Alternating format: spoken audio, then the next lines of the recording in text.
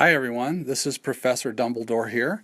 I teach English at Hogwarts, and I'll start this video with a thought that I've been sharing with my students for, well, more than 400 years. Happiness can be found even in the darkest of times if one only remembers to turn on the light.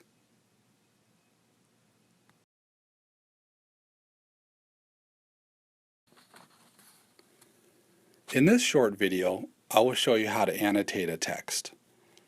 First, we read a short article called How to Mark a Book by Mortimer J. Adler, in which Adler argues that we are only property owners of a book when we buy it, but we don't own a book in the true sense of the word just because we paid for it.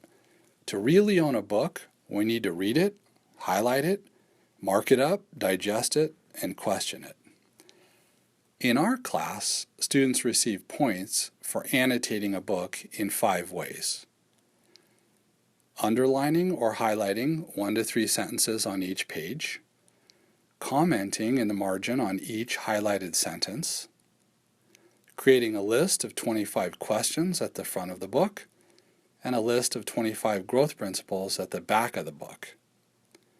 Finally, we'll be creating 100 vocabulary cards to learn new words. Here's a quick look at how annotations appear in a book.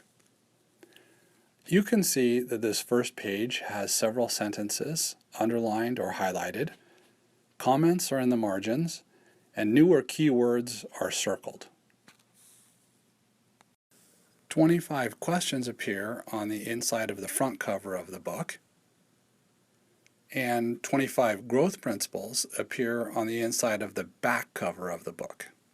Most of my students prefer to complete annotations in books, but students have the option of completing this annotation work in an annotation journal, and the quotes and comments would look like this. Notice that this page starts with the book title and includes the chapter being annotated. The journal follows a pattern of quote, response, and so on. And each entry is labeled as such. Also notice that each quote ends with the page number on which it was found. This example journal page represents the equivalent of 1 annotated page in a book. So students who choose to write annotations in a journal will have 1 journal page for each page read. 1 journal page is also set aside for questions, and another journal page is set aside for growth principles. Thank you for joining me for this lesson on annotations, and I'll leave you with the best advice I ever gave Harry.